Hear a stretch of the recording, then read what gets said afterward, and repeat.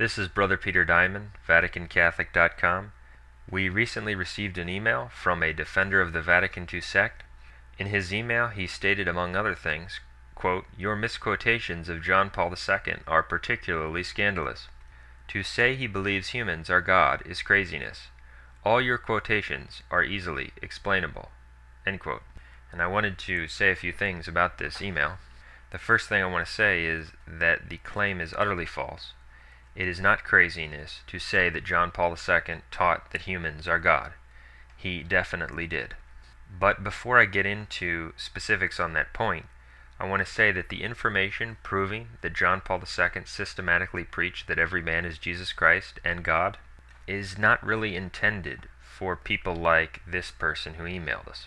Those pearls are not for such swine. It's information for the people who have a bit more honesty. The people who are honest enough to recognize that the Vatican II Church is heretical and evil and not Catholic, that John Paul II was manifestly heretical and denied all kinds of Catholic teachings, and that Benedict XVI is also a heretic and an apostate.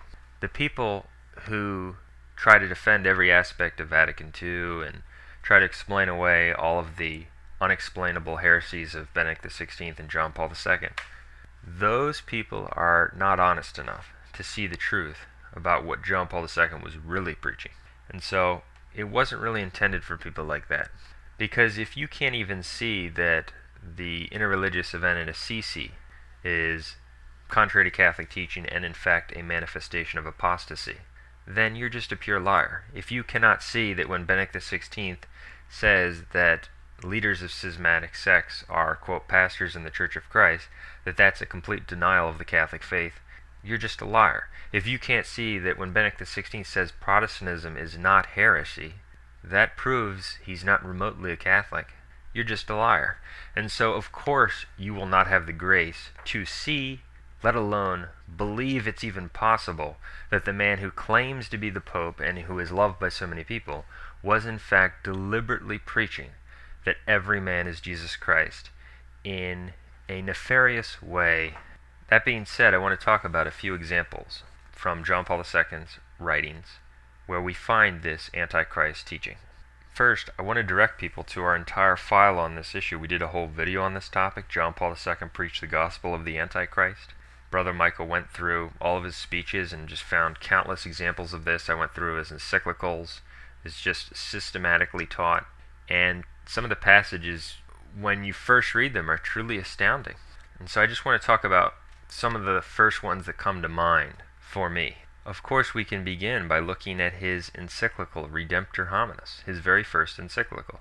In that encyclical, he defines Christianity as the deep amazement at man. In number 10 of Redemptor Hominis, he says the name for that deep amazement at man's worth and dignity is the gospel. That is to say, the good news. It is also called Christianity. End quote. Now, if you really think about this, this is direct Antichrist substitutionary theology. What is Christianity? It is the revelation of Jesus Christ by which we come to know and love Him as the true God in the Holy Trinity. That's why we read in John 17:3 that this is eternal life, that we know you, the only true God, in Jesus Christ. And so Christianity is knowing and worshiping Jesus Christ and the Trinity. And the gospel is the deep amazement at Jesus Christ, His miracles, His life, His sufferings, His resurrection. He says Christianity, the gospel, and the good news are the deep amazement at man. That is to put man in the place of Christ. That is Antichrist.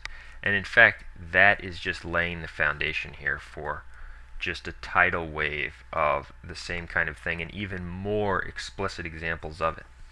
And what we see established in his teaching and writing is this substitutionary pattern that what applies to Jesus, he says of man, and he will also sometimes say it of Jesus, which is why it's deceptive. He'll sometimes say the truth about Jesus and then apply it to man and switch back and forth. But he clearly teaches this in his first encyclical, and he repeats it in other speeches. That was his mission from Satan, or one of them anyway, to put down the pattern of putting man in the place of God. And that's what St. Pius X says is the distinguishing mark of Antichrist. And there's so many examples of this in our video and our file. We just have to direct you there. But a few that stick out to me where this is done in his very first homily, which is perhaps the most astounding of them all. He gives a homily about Matthew 16:16, that famous episode in the gospel where Jesus asked the apostles, "Who do you say I am?" And St. Peter answers, "Thou art Christ, the Son of the living God." And he repeats this verse over and over again in his very first homily. And what's interesting is that in the L'Osservatore Romano, there's a big headline saying, marking the beginning of his pastoral ministry. I found that interesting. But in his very first homily, what he really wants to tell the people, he repeats the words, "You are the Christ, the Son of the living God," quoting Matthew 16:16. Yes, brothers and sons and daughters, these words first of all. Please listen once again in this sacred place to the words uttered by Simon Peter. In those words is the faith of the church. In those same words is the new truth. Indeed, the ultimate and definitive truth about man. The Son of the living God, you are the Christ, the Son of the living God. End quote. It doesn't get any more explicit than that. He says that these words are the new truth, he calls it a new truth, about man. You are the Christ, the Son of the living God.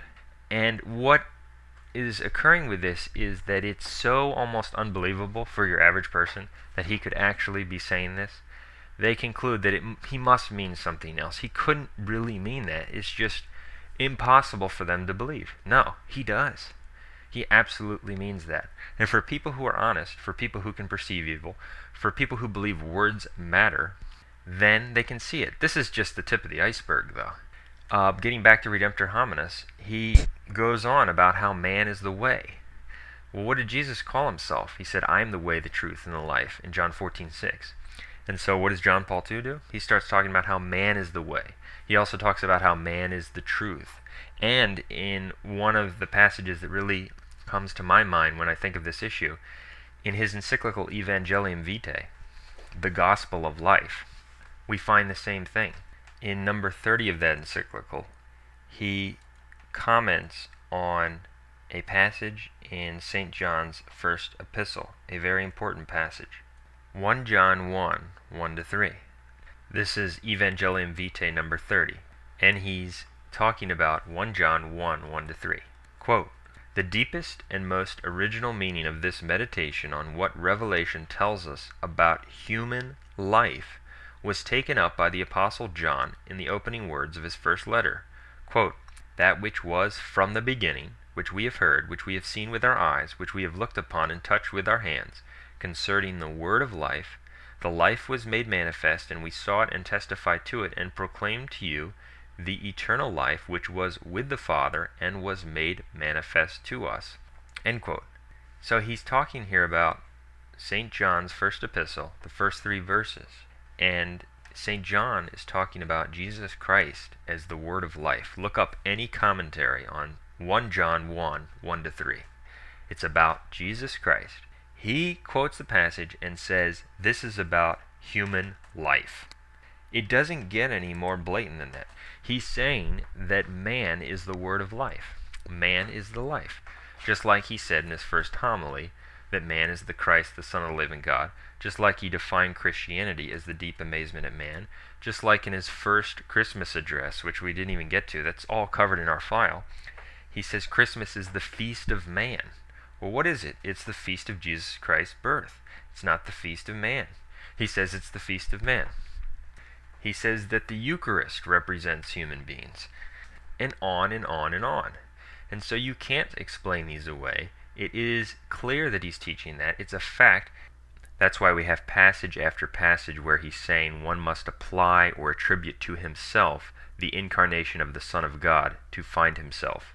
One of the other passages that I think is extremely interesting comes in his encyclical Veritatis Splendor, the splendor of truth. In number 84, he says this, quote, "Pilate's question, 'What is truth?' reflects the distressing perplexity of a man who often no longer knows who he is."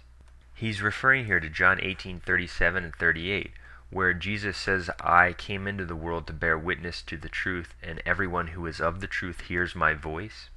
And Pilate responds in John 18:38, what is truth? And the power of the moment, the message is this, that Pilate was standing in the presence of Christ, who is the truth himself, and he could not perceive what the truth is. The truth was right in front of him. And John Paul II says that Pilate's question, what is truth, reflects the perplexity of a man who no longer knows who he is, not who Christ is, who man is. The clear meaning is that man is the truth, man is Christ. But again, this information is for people who have more honesty.